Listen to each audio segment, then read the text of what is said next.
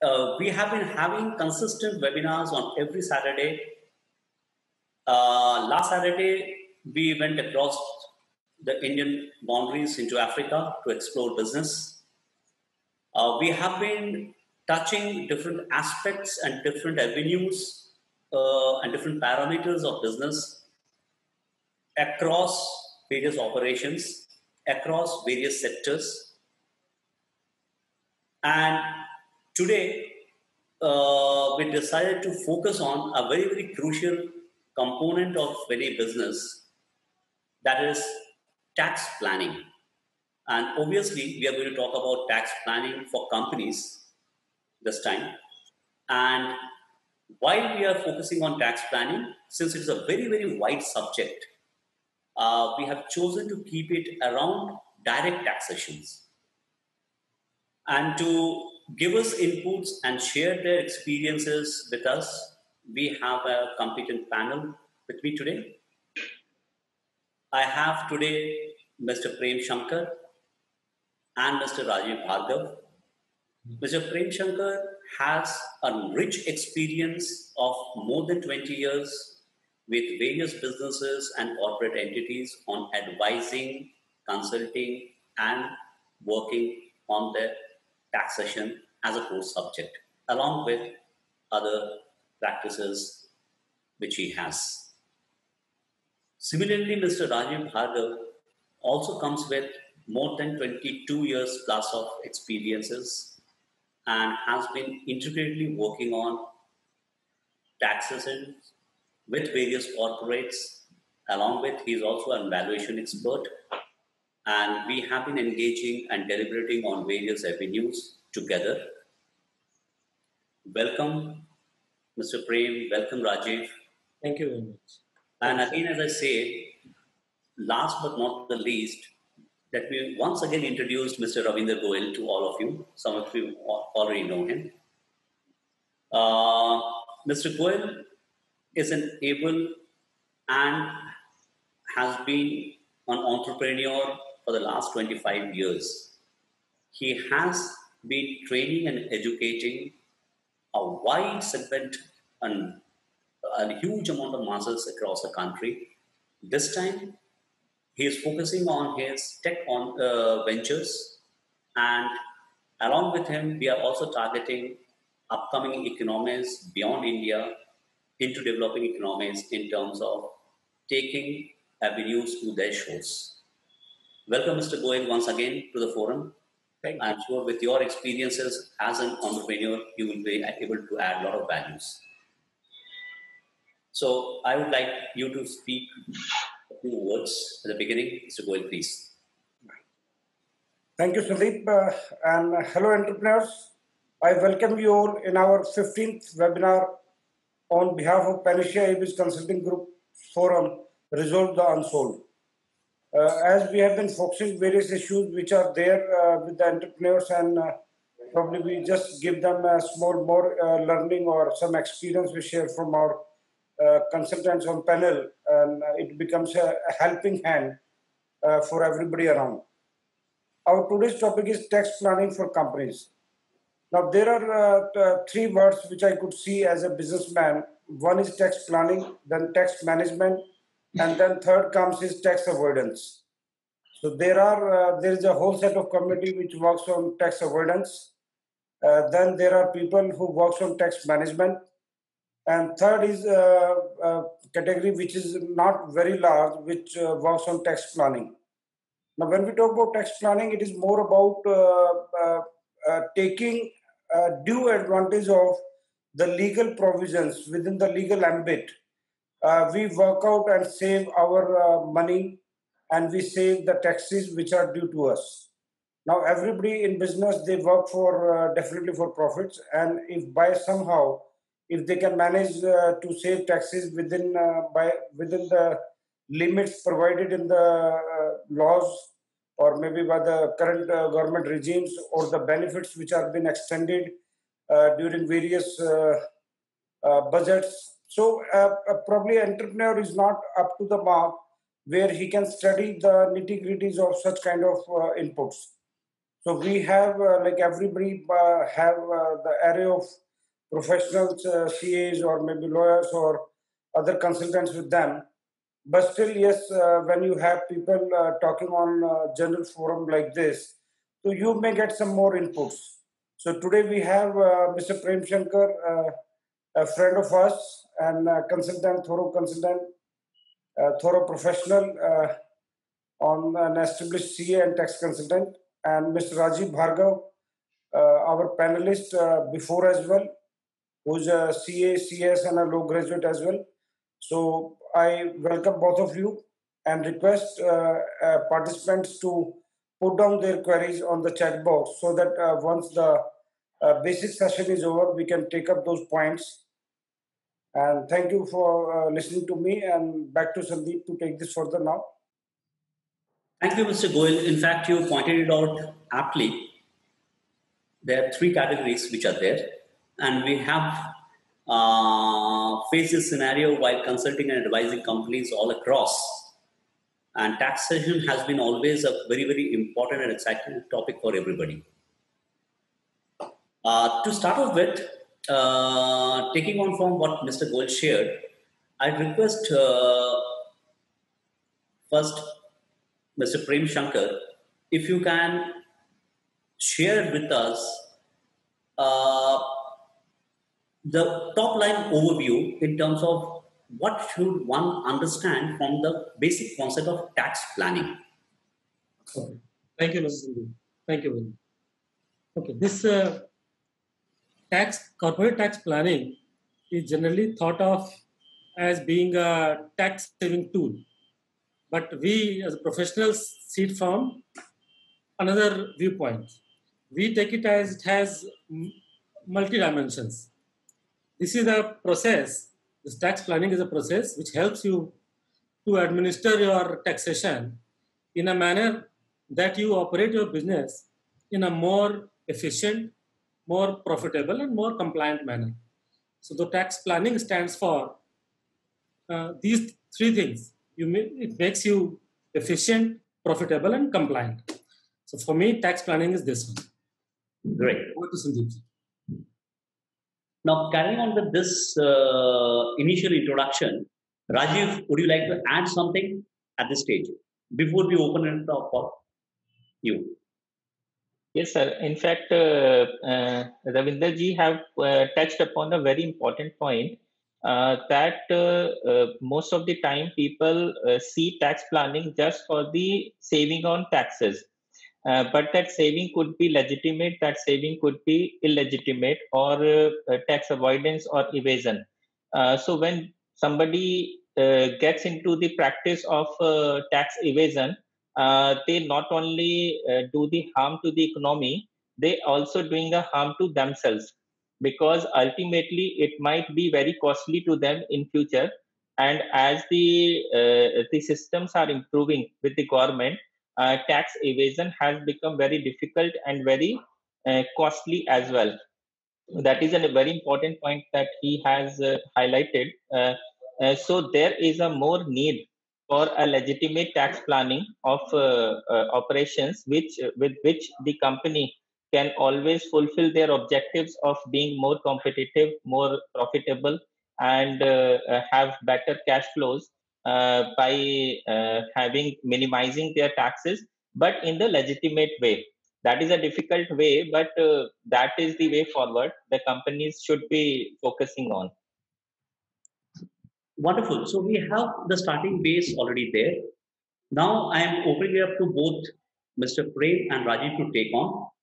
So Prem, you can initiate, and as we have structured it out, you can take on right now with your Sure. suggestions and ideas you want to share.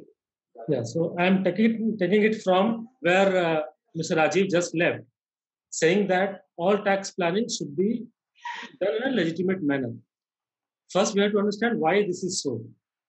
We have to realize that whatever we do in a business, amongst all our shareholders, government is implied shareholder in our business. Government is already a shareholder to the extent of 25% to 30% of our net profit. So, like when we do any business, we try to do justice amongst the partners. So, likewise, we have to take the government as a legitimate partner in our business. So, we have to plan our taxation and the profit in a way that whatever is due to the government in the form of taxes goes to the government. This is the first foundation point where, based on which, around which we'll talk about the tax planning today. So now we have to go to the objectives of tax planning. This is what we have to discuss now. So first and foremost, we have to plan our taxes or our business in a manner that we are able to minimize the litigation. So to minimize the litigation, what one will have to do, the entrepreneur needs to operate his business in an informed environment. It is expected that the entrepreneur is aware of all the taxation laws, not by himself, but through the resources he has around his business, that whatever is required to be disclosed to the IT authorities are properly disclosed. This is very essential for a business to run peacefully, that whenever you are required to do something for the government in the form of disclosure or in the form of payment or filing some reports, you do that properly and in time. So this proper tax planning helps you to minimize your litigation. This is the first objective. Second one, which everybody knows, that we have to minimize our taxes through our tax planning. So how one can minimize the tax liability? For this, again, you have to be aware, and your system has to make you aware what all benefits and the schemes are available legitimately. And while you are operating your business, you structure your business in a way that you are able to get the benefit of all those kind of schemes. We will, in the second slot today itself, after this objective, we'll be talking of the existing schemes which have been recently introduced by the government, which are already there in the laws. So, which generally people are not aware. We have to focus on the things that one, if he is running a business, he should be aware of what kind of benefits are available in the law. Right. And third one is that if you know your tax liabilities, you will have to plan your budgets, your funds, in a way that whatever tax is required to be paid to the government, there is prescribed structure that if you want to pay TDS, you have to pay to in the next month. You have to pay advance taxes, it has to be paid quarterly. Your self-assessment tax, it has to be paid before you file your income tax returns. So there are structured dates which you have to follow. So once you know those dates, your obligations, you have to plan your fund in a way that whenever those obligations become due, you pay those well in time. By paying those taxes in time, you avoid your penal interest, your penalty. So again, you are saving some cost here. So the third objective is that you plan your fund to pay the taxes well in time.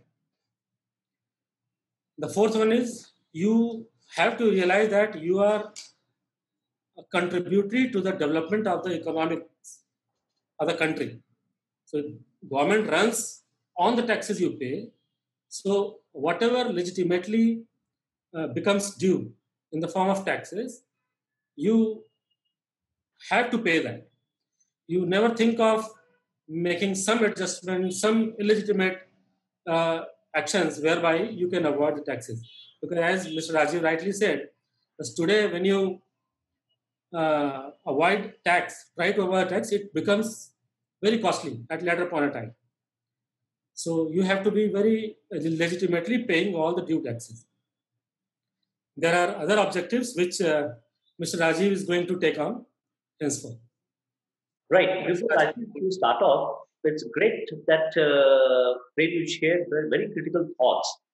Like you focused upon avoiding and minimizing litigations. That is important. Minimizing the tax liabilities was one. Third, you came on to budgeting so that you know what you have to pay out as taxes. And the fourth most important was you mentioned about economy, your contribution to the economy as such. Yes. And I think these are very, very overriding factors which any entrepreneur needs to understand and appreciate, which builds on the valuation of the company itself. Now, going further, Rajiv, please, it's up to you. Yes, sir. So obviously, if a business is tax compliant, that minimizes the risk of to the business also. There is a less risk to the business because the non-compliances are very costly these days. At the time, as Prem pointed out, that the tax planning is not only minimizing the taxes, one should focus on minimizing the interest, penalties, late fees, etc. So many of times we have noticed that the business could save a lot of money if they would have filed their returns on time. Nowadays, if somebody files TDS returns late, there is a late fees that they pay and prosecution and all those things happen. So that is an important element. Of course, if one can do the legitimate planning, one can be better informed for the tax perspective. Then obviously that minimizes the risk for the business, that increases the cash flows for the business, and ultimately the business becomes more competitive. And overall, the business demands a better valuation as well. So ultimately, it benefits the stakeholders by way of a better maximization of value of the business as well. So all those objectives keeping in mind, of course, we all understand that it is an important topic. Gradually, the government has got an intention that tax legislation to be simplified, and they understood that a lot of complexities in the legislation is because of so many provisions for tax exemption. So gradually they try to minimize the exemptions and also reduce the tax rates. But still, there are some exemptions available, which we have realized that many a times the entrepreneurs, businesses are not aware of those benefits that the government is giving, and they lose an opportunity to save the taxes legally. So between me and Prem, today we have listed out a few provisions which are less known to entrepreneurs, and they might be losing the tax benefit out of those beneficial provisions. Next we are going to discuss some of those provisions which are important for the businesses from tax planning perspective. Yeah, so I would like to take some of those things, some of those sections which are available to the entrepreneurs, and also the terms and conditions where based on which you can avail those benefits. So, like everybody has been aware of this term startup. So, government has offered some tax benefit to the startups, and there are some prescribed mechanism whereby you can avail some tax benefits. So first, I'll apprise of the tax benefits which you get by being recognized as a startup. It is actually 100% tax exemption for consecutive 3 years out of first 7 years of the incorporation of the company. So, but for being that startup, you have to first get yourself registered and recognized as a startup by Department of Industrial Policy and Promotion, which comes under Ministry of Commerce and Industries, Government of India. And your business has to be around innovation development and improvement of production processes with a high potential of employment generation and wealth creation. So this should be the eligible business. And who are the SSEs or the person who can get this benefit? So this is again a listing that only limited companies, whether it is public limited or private limited company, or and a limited liability partnership. Only these two categories of SSEs are qualified for being recognized as a startup. And when you get yourself registered and recognized as a startup, you are eligible to get a tax deduction, 100% tax deduction benefit for 3 years, consecutive 3 years. So, but there are certain conditions which we have to be aware of and we have to follow. First and foremost is, I told that the structure has to be limited company or limited partnership. The second one is, the incorporation of the startup has to be between 1st April 2016 to 31st March 2021. And the turnover of the startup should not be more than 25 crores. So this is the situation whereby at your choice, at entrepreneur's choice, out of first 7 years, entrepreneur may choose any 3 consecutive years where he can get 100% tax benefit.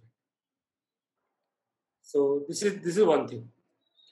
The second one which we are talking right now is a section which gives you additional benefit on depreciation. There is a section called section 32, subsection 1, clause 2A. So it says that if you are engaged into manufacturing of any article or thing, then you are eligible to get additional 20% depreciation of the actual cost of plant and machinery. Those plant and machinery should be such which are used in the manufacturing plant, not at an office administrative and all. And another condition is that you have to purchase new plant and machinery. Used plant and machinery, if utilized in the business, cannot be taken as the plant and machinery qualifying for this section. So these two things I had to talk today. One is startup exemption and second one is additional depreciation. Now there are other benefits which entrepreneur can get in the form of reduced rate of income tax, which Mr. Rajiv is going to talk about. Thank you, Prem, for explaining some of the very important benefits. And in fact, I also get a lot of queries on this startup benefit because startups are there, a lot of startups are there, and they are keen to understand how they can get the benefit of this startup exemption. And 3-year income tax exemption is really a great thing. And statistically, very few companies have opted for this benefit. Maybe most of it gets contributed to the ignorance of these provisions.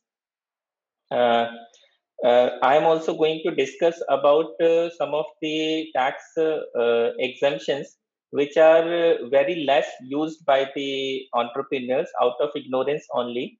And those are very good benefits.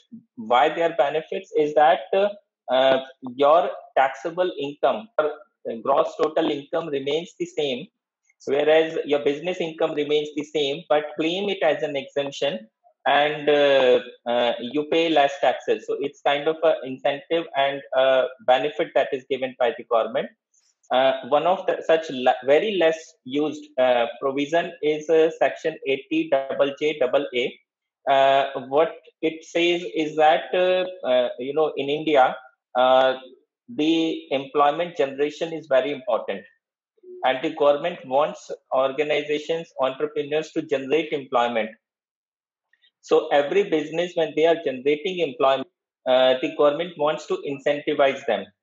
And any business which is a new business, obviously generating some employment, or even an existing business, if it is a growing business, is generating employment. And for generating those employments, they are eligible for this additional deduction from their income. So that is a straightaway benefit to them. So in case it is a new business, if a new business is established today and we give employment to, let's say, 10, 15, 20 people, so I'm eligible for the deduction of the salary paid to these 15, 20 people. But if I am a existing business, then there has to be some new employment. So if there is an existing business, then if let's say on 1st April of a particular financial year, there were 30 employees in that business. And as on the 31st March, the next year, means after 1 year, the number of employees is increased by 10 or 5. Then you are eligible for the exemption only for the additional employees that you have created during that period. So the government is giving that incentive for generation of employment. So that's the one very important thing, and it should be relevant for any business which is growing or any business which is a new business which is established recently. And they should claim this benefit because there is no separate registration required. There is no, not much of a formalities involved. It is just a simple report which a CA has to file for that business at the time of filing of their income tax return. And how they give the deduction? They give the deduction is of the total salary of those additional employees. They give it in 3 installments. So 30% each for the next 3 years. So if my additional salary to those employees is, let's say, 10 lakh rupees this year, so I will get a deduction of 3 lakh rupees each for a period of 3 years. So just by paying 10 lakh rupees additional salary, I am reducing my tax liability by means I'm reducing my taxable income by 3 lakh rupees for the next 3 years, and my tax liability, if I'm in a 25% tax bracket, so that 76,000 rupees tax, I'm straight away saving. And companies have employed more, they can save a lot of amount from that perspective. And if they keep on hiring people again next year, next to next year, so for every next year hiring, again that 30% tax benefit is there. So it becomes a very huge benefit for organizations. But there are some conditions. That conditions is that you have to pay the salary through banking channel. So you cannot avoid the provisions by just showing a dummy employees and showing the salaries. So the salary should be paid through the banking channel. That is one condition. Second is that government wants to generate the employment at the low level. The government feels that the people who are at the higher level, they are somehow employable. But the people who are at a low salary level, if the company is giving them employment, that is more important because those are the people who are going to remain unemployed. So only those employees which are getting salary of up to 25,000 will be considered for this scheme. So it is more beneficial to companies which hire people at the lower salary bracket because higher salary bracket people are not considered. Another important condition is that you have to mandatorily apply the PF for those employees. But Provident Fund is a good scheme, and the employees get it's basically for their future security. So that is something which companies can manage. Plus, it is a mandatory thing for employees below a certain threshold. So most of the times for those employees, the company is already getting covered under the Provident Fund category. So those are few conditions that a business has to follow. Very basic conditions are there. Once the business satisfies these conditions, they are eligible for this big benefit.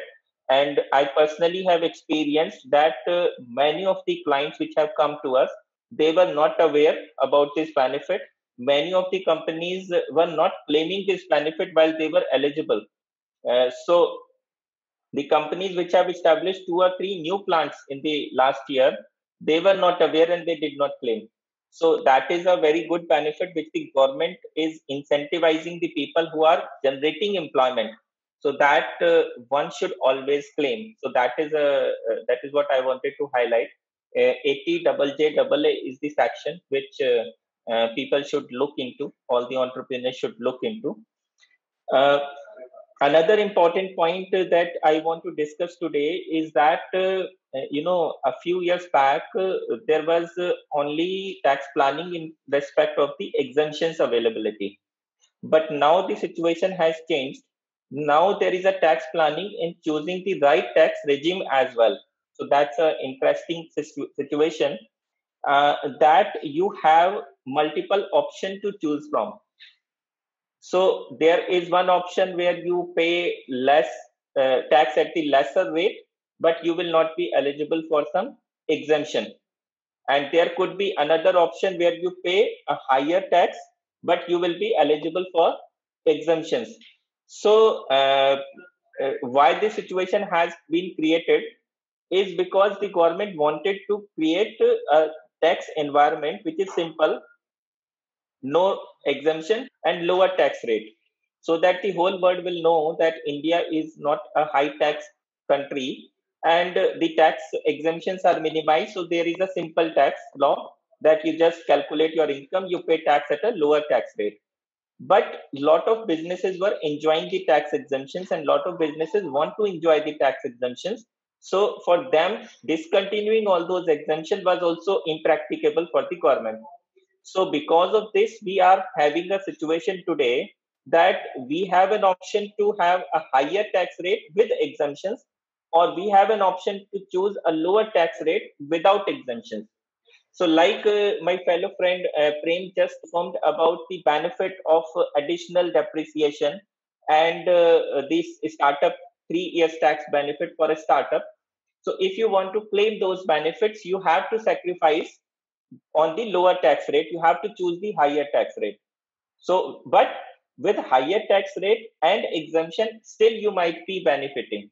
So, if you are a startup organization, your income is completely getting exempt for 3 years, even without claiming, means since it is exempted, even then you are going to get benefited.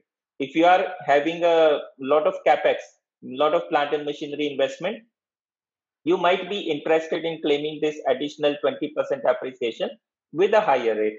So one point I wanted to discuss is that the tax planning by choosing the right option. Many a times the entrepreneur doesn't discuss with the professional, and the professional choose an option based on the return that he see in front of him. But here there is a big problem, is that once an option is chosen, you cannot withdraw from next year. So suppose I am a professional and the entrepreneur comes to me, showing me a balance sheet that you just filed my income tax return, and I don't ask him what is your plan for the next year, what is your future plan, and I'm just looking at his balance sheet today and I'm choosing a particular option. Maybe next year he will have a huge tax liability because I have chosen the option which was good for 1 year but not for the future years. So the government introduced all these things to bring simplicity in the law, but unfortunately it has become a little more complex, because as and when you have multiple options to choose from, you need experts to decide which option you should choose from a long term perspective. So maybe that this year you are minimizing your tax, but next year you have a bigger problem in your hands. So there are different tax provisions available to the companies. It comes with certain conditions, it comes with certain restrictions, and the rates are different. So, for example, there is a rate of 30%, there is a rate of 26%, 25 is the rate, but with education cess it becomes 26%. There is a rate of 25.17%. In case of 25.17%, it is 22% is the rate, but with surcharge and education cess it becomes 25.17%. So you have a rate of 25.17%, you have a rate of 26%, you have a rate of 30%. So which one is to be applicable on your company, whether you should choose the lower rate or whether you should choose the higher rate? So those are critical questions for the businesses. So those provisions are actually contained in section 115, 115 BA, BAA, and BAB. 115 is a favorite section for the regulators. They have introduced a lot of provisions under this section. So if a company is a manufacturing company, they can choose a rate of 25% even irrespective of their turnover, or they can choose a rate of 25.17%. If they choose the 25%, it actually becomes 26%. The 22% rate is actually 25.17%. So I'm saving 0.83% tax if I choose the rate of 25.17%, which is given in section 115BAA, which is the most popular rate people are choosing these days, because most of the companies are not eligible for any special tax exemptions.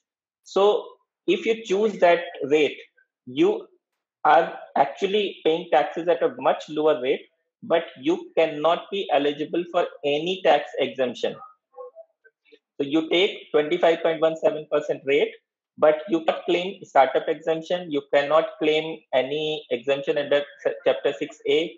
You cannot claim additional depreciation. But in that case, also you can claim 80JJAA, which I just mentioned. So the incentive which the government is giving you for generation of employment, that is available in all situations, even if you go with the lower tax rate. So most of the times this 25.17% tax rate is beneficial to the companies, but there could be numerous situations where this might not be the beneficial one. A higher rate might be the beneficial one, because if like I have a client which has an accumulated MAT credit of a huge amount, because their industry was eligible for a tax exemption for 5 years under Section 80 IB. So they have a huge MAT credit. If they claim this lower tax rate, that MAT credit will go off. So their balance sheet, all the MAT credit they have accumulated over the years, that will go away. So for them, it is not beneficial to choose this lower tax rate. But in most of the cases, this lower tax rate is very beneficial to the companies. So this is one point, was Section 80JAA that I highlighted. A very important provision. All the companies should try to take benefit out of this section, and it is available even if you choose a lower tax rate. Another important point I want to highlight is that choose the right tax regime carefully. Lower tax rate with no exemption, or higher tax rate with all the exemption. Last important point I want to highlight is that a very good benefit the government has given for any new company for manufacturing business. One of the very low rate of rate of tax, which is means nobody could have imagined that the Indian government will offer such a low income tax rate for a company. They have offered a tax rate of 15% only. So for any new manufacturing or company, the government has offered a very, very low rate of 15% tax rate, which any company which wants to establish a new manufacturing facility should be using this beneficial tax provision, because 15% is a very, very low rate of tax for a company. So, but there are some conditions, of course. No exemption comes without conditions. So if you want to get advantage of this rate, this 15% tax rate, you have to satisfy some of the conditions. So one condition is that it has to be a new company.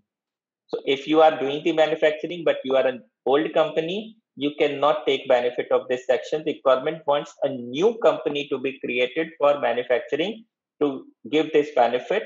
So this provision was introduced in 2019. So any company which was registered after 1st October 2019 will be only eligible for this concessional rate of 15%.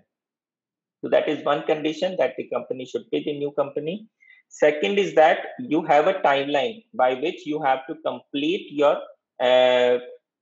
commencement of manufacturing.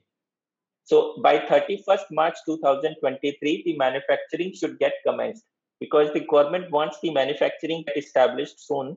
So 23 is the timeline by which the manufacturing should get commenced. It may get extended in future, but this is the timeline today.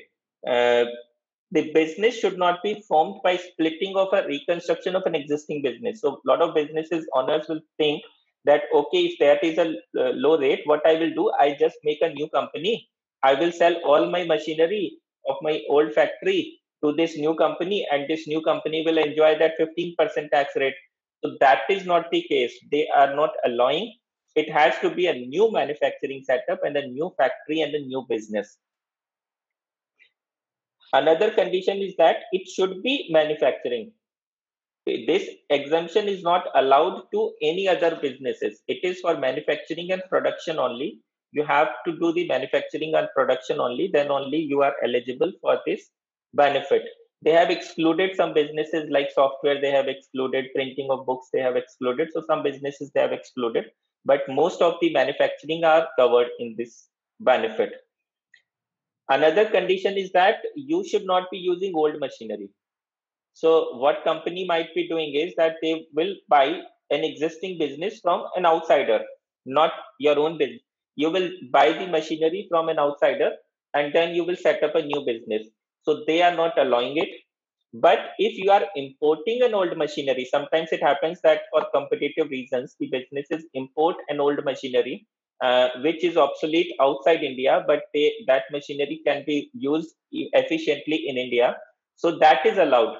You can buy, but within India, if a machinery was used in India, you cannot use that machinery.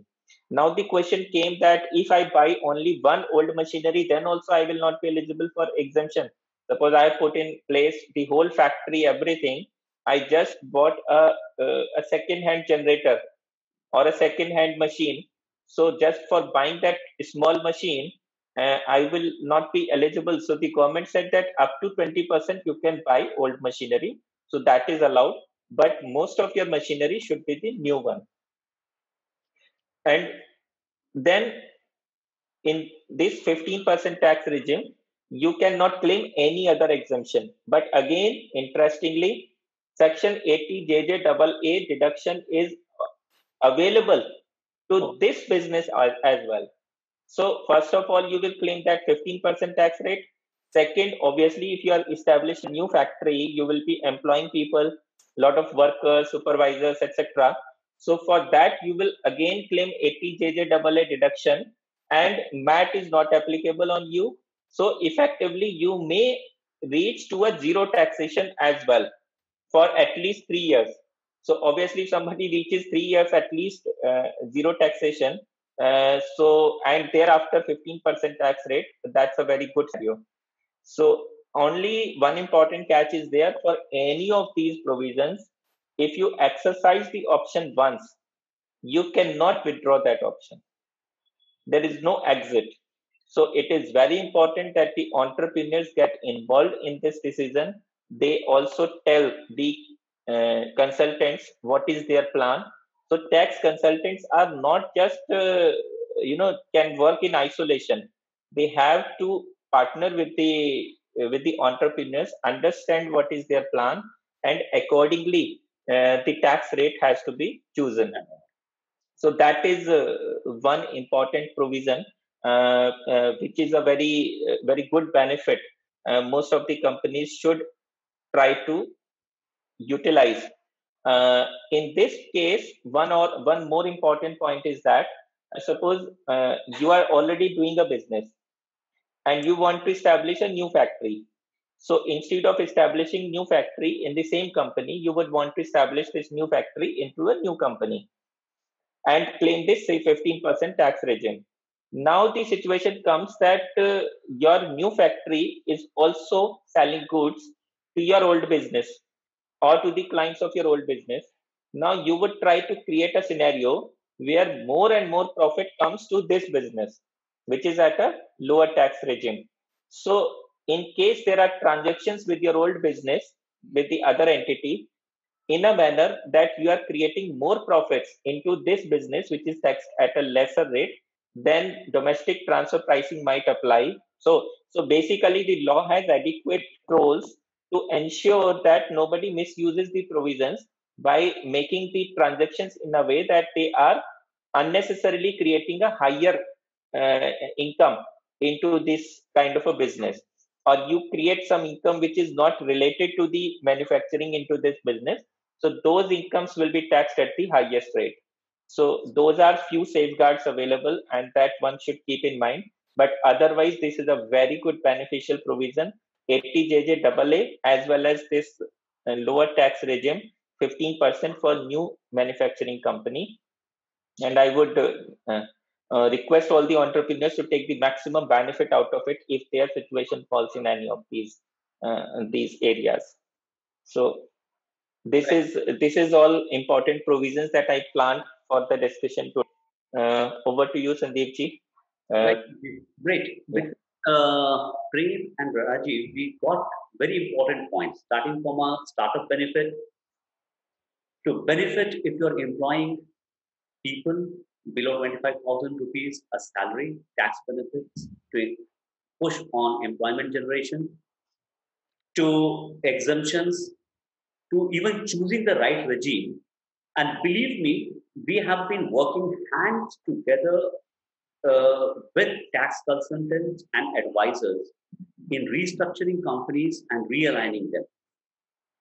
The most important thing is how to plan. And as both Rajiv and Prem have been pointing out to entrepreneurs, you need to plan. If you plan properly, you can plan your taxes appropriately. And this is very important. So I request Mr. Prem to share with us, as an entrepreneur, if I need to structure my tax planning, how should I go about it? What would be your advice? Yeah, thank you, Sunil. So I'll take few points from what Mr. Rajiv just mentioned. That's this common scenario in today's world, that people are generally not aware of the exemptions, benefit schemes that are presently which have been offered by the government. So one has to create a scenario, an environment in the business that by default it gets updates of what are the beneficial provisions of law that are available in the system. So for this, you have to first ensure that you hire correct kind of persons in your taxation department in-house. You create some kind of control charts which are available on your dashboard. That there are things which you have to follow for the compliance also, for the benefits also, for the payment of taxes also, so that you are not left behind on any kind of compliances. And as we discussed earlier, the cost of non-compliance is much more than the cost of compliance today. So you take the services of the subject matter expert. Don't try to be expert yourself. You rely on the subject matter experts and take opinion wherever you think that can be beneficial to you. You take opinion of the experts, and then definitely you will be rightly placed in the business so far as tax planning is concerned. So this is what I have to say. Thank you, Prem. So what you are suggesting is there should be proper planning and there should be competent people to advise you. Yeah. And believe us, it helps increasing companies' valuation over and over again, year and year after. And it helps not only generating revenues, but helps an organization grow, collaborate, seek partnerships, expand, and do much more in the coming years for your business growth. Rajiv, coming up onto you, a very important question which keeps on coming up. What did you say is the government's approach towards taxation and companies at present in the current scenario? I guess government is today, they are trying first of all to plug all the loopholes. They are trying to strengthen the system. As you can see today, all the usage of technology has increased a lot. So making mistakes and getting away with that is becoming more and more difficult. The government is having a more stricter control by way of usage technology and systems, centralized processing of returns, and with all of logics that they are putting in place. So first of all, with this excessive use of technology, they are making evasion a lot difficult these days. They intend to reduce the evasion, and with that reduced evasion, they intend to have a higher tax compliance so that they can offer a low tax rates. So there has been a continuous decline rates. At the same time, a stricter implementation of the law in a manner that ultimately, even with the lower tax rate, the government collections are still higher. Plus, at the same time, government trying to minimize the disputes by minimizing the exemptions and offering a lower tax rate, so that a message goes to the world that India is not a high tax rate country. But unfortunately, with this situation in place, we have multiple tax regimes in front of us, and that has created a more complexity for the entrepreneurs, and they are able to plan the Understand and plan it. by themselves. They need professionals more than before. Even the individuals are finding difficult this year. Out of the different tax regime, they also have this scenario where they choose no exemption but lower tax rate, or exemption but a lesser higher tax rate. So they are also trying to compare and take help. They need to take help from professionals to make a comparison. So a lot of changes are happening. Earlier, the changes were less frequent. Now, changes are very frequent. A lot of changes, updations are happening very frequently. New requirements are coming. So we are looking at a very dynamic times. Wonderful. So, as I get you, what you are saying is the government is looking at generating a lot of opportunities to have a positive image of the country to the entire world, which is there, trying to ensure that people follow, and also there are practices which can help businesses to plan and move forward. At this juncture, Mr. Goyal, you have been an entrepreneur. Okay, so how do you see it, and how do you would you suggest and advise people when they are addressing a subject like taxation? What is your experience been? You see, there has been like in my last 27 years of business life, I've been seeing the government, all the governments are fighting to bring in more and more people in the loop. But it has been I must say that it is a more like a hit and trial methods have been adopted. Now, if you look at taxation of some other countries where the taxation at spending is much lesser, so people are being robbed in and entire transactions have been recorded. So there is no evasion. Now here, let's say if probably I'll say that the GST is mostly 18%. Now, if you are talking about 30% taxation, income tax as well, so in a way, person is paying around 48% of tax. Absolutely. It becomes substantially higher. So there has to be like maybe we can talk an example of an amusement park. I remember maybe 25 years or 30 years back, the amusement parks used to charge the tickets for each and every ride, and there used to be a lot of rush on each and every counter. Now today, if you go to any organized theme park, you have an entry ticket and they put a band on it. You have a fast ticket, you have a normal ticket, or you have a VIP ticket. And post to that, there is no payment. So the person feels free wherever he goes. He has paid in advance and he's free. So taxation has to be in such a way where the taxation is not like taken. As while creating the webinar message, I said tax is you don't pay the tax; it is taken. So if the government works on reversing this trend, where it is paid, not taken, probably the entire problem You out, Mr. Goyal.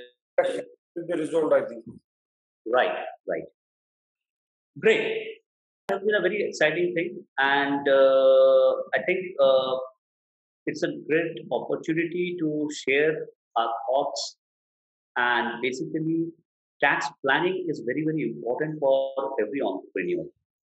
And we have seen time and again when we have been working with organizations, whether it comes to collaborations, growth, funding, structures, we had to unfortunately spend a lot of time in getting the financial structure right.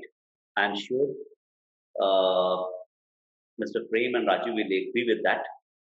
And as a company has to be brought to a particular level, so it's very, very important that every entrepreneur from the day one has a vision, has a plan, shares it with their tax consultants, experts, and gets a appropriate advice in terms of how to structure it out, which will benefit you in terms of taxation and other areas. Mr. Goyal, you wanted to point out something, if I'm right. There is a query from Mr. Lovelins. Is there a source where tax rules are available for easy read? He's a new entrepreneur. So, Rajiv, Actually, if you want an authentic source to read the tax rules, that is the official website of Income Tax Department, which is incometaxindia.gov.in. That's a free resource and authentic one. But the only issue is that many a times an entrepreneur would not feel comfortable reading the law as it is. They would need some easy material which can explain in a more common sense. So the law is very complicated sometimes. Sometimes it is easy to understand. Sometimes it is little complicated. But I only recommend the authentic source because it is full of all that information, which might not be the updated or authentic one. so on the Indian government site, they can go and have a look at it, right? It's available over there. Yes, yes. The updated act and rule, everything is available there. Okay, Incometaxindia.gov.in. right. Thank you, Rajiv. Thank you. Anybody has any other queries? I think there's no more queries. Sandeep, before we Yes, further, I would like to raise a query to Prem as well as to Rajiv ji. Rajiv, please. As an entrepreneur, people are not very much trained on these aspects, and no one starts their business to manage taxes. So that comes down to maybe the second or third category, because generally businesses don't do profit in the early stage, and by the time they come to that level, their own these initial benefits are already been gone. Now, is there a way in the practice? I'm saying, when it's more towards the practices and the profession part, where the professionals they themselves come up with the, like after reading the balance sheets or the business or the client business actually. I mean, is there any practice or system or mechanism where they probably suggest themselves rather than being questioned by the entrepreneur and then the solution comes? Over to you both. Yes. Prem, would you like to answer or should I take it up? I could not get the entire question in properly. Okay, okay. I'll take up this question. So, sir, I understood your question, and it is actually a very peculiar situation for startup companies or small companies. Initially, they are not able to give attention to these things the way they should be giving attention to all those compliances, and they lose a lot of benefits. And by them creating the capabilities on themselves is very difficult because it is an area of subject matter experts. Like if I have to make my own website, it will be difficult for me because I'm not a person who can make a website. So I would go to somebody who make a website for me, or I will go to someone who can do certain things for me. Have to maintain my laptops and of my office. So I go to an IT expert who maintains the offices for the laptops for me. They have to approach the tax consultants at appropriate level, and if they do not approach because they are at the initial level, it might become very costly. I just give you an example. For example, a business has started in the first year, it made a loss of 50 lakh rupees. So they said that there is no loss, no profit, why taxes, why to file nothing. They did not file their income tax return, for example, or they filed an incorrect income tax return, and next year again they had the losses of like say 50, 60 lakhs. They are disappointed and they are not doing their tax compliances. On third year, which usually happens that after first 2 years of losses, the third year, fourth year, they start earning profits. On third year, they made a profit of let's say 60 lakh rupees. They would say that we have already suffered so much of losses. Why should we pay taxes? Now they are coming for the first time to the tax consultant. So since all those previous returns are not filed or late filed, they do not get the credit of the taxes, the losses that they have incurred for the previous years, and they have to pay taxes now because it can't be claimed. So a time which is lost is a time which is cannot be taken back. Of course, professionals can be more reasonable, can be more supportive in the initial times, and we try to be more economical and more visible for the businesses. But there is the tax laws are not that simple. Multiple options are there, multiple regimes are there, multiple exemptions are there. So once a business you give birth to a business, you have to manage all the operations, and taxation or finance is also a very important operation that you have to keep managing. You not only focus on the sales and Rajiv, I'm sorry to interrupt you. I raise yes. a question. Let's say I am a new entrepreneur and setting up a manufacturing facility somewhere. I come to you. Will you be giving me any checklist that these are the benefits available to you, or these are the things you must take care, or these are the things probably you'll be facing in next 2-3 years down the line? Yes, yes, sir. As a professional, I will try to educate that entrepreneur. If you are coming to me, what could be the benefits to you, and I will try to understand what is your plan and what all, because I cannot get you to all the provisions of income tax, but I will try to filter out what could be relevant to you, and I will try to highlight those points to you so that at least you know that some benefits are there, and whenever some situation of that sort happens, you will definitely try to get advantage of that. Is this a practice, normal practice, or it is only when it is asked? No, we are there to support the businesses on all the matters for which you come. If you hand over the entire thing to a professional, then he'll do best what is available in the law under your confidence. So if you approach somebody asking for whatever benefits are available in the law, or what are the checklists which are required to be complied with, we are definitely there to support, and we'll do the needful. A checklist can be provided. That is what Rajiv and Prem is saying. Definitely. Yeah, there is another query, I think from the Loveleen only. Is there any special relaxation for women social entrepreneurs? Any relaxation for women entrepreneurs? Yeah, social entrepreneurs. Women and by social entrepreneur, what she wants to mention, it's not clear. But most of the tax rates and tax laws nowadays are same for women and men, and most of the times the entity in which the business is done is neither a woman or a man. It's an entity, artificial entity, that is a company or a LLP. But of course, there are various government schemes in which the women entrepreneurs gets some benefits. Like concessional funding, or some Stand Up India scheme is there, or some other schemes are there which she can take advantage of. And in case the business is eligible for startup schemes or some other schemes that she can take advantage? Right. I would like to take it further. Who is in case Also for social enterprise. Yeah, Prem, you were saying something. Yeah, Yes. she has also mentioned about social. So we take it as non-profit organization. So there's definitely some provision in the law by way of Section 12A and ATG. 12A makes that organization tax-free subject to certain conditions.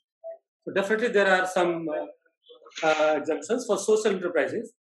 But as Mr. Rajiv rightly said, there is no gender-specific exemptions available presently. It used to be there way back in the law that women had some tax benefits additional to what men were getting. Today is not like that. But social enterprises have separate tax relaxations under Section 12A. In case there is further query, you can write to us with your specific requirements, and we'll be more than happy to help you out. I think that is it. In fact, Mr. Goel, the message is for every entrepreneur we have seen, avoid self-medication. Don't go for self-medication. At least share your plans, your thoughts, and business is very, very dear to everybody. Whatever is your big plan, put it down. And there are people with adequate expertise who can understand, decipher, and explain it for every entrepreneur, which will make it more meaningful, and it will be a lot of help to an entrepreneur where he or she can focus on not taxation, but chasing their and making the business happen, while the concerned expert can guide that entrepreneur in the right direction. With that, I would like to conclude today's session. Thank you, Prem. Thank you, Ranjit. Thank you, sir. For joining. Thank you, Raviji. And thanks everybody been part of this webinar today. See you again next week. Thank you. Thank you, Premji. Thank you. Thank you. Thank you. Bye-bye. Participants who joined, thank you very much.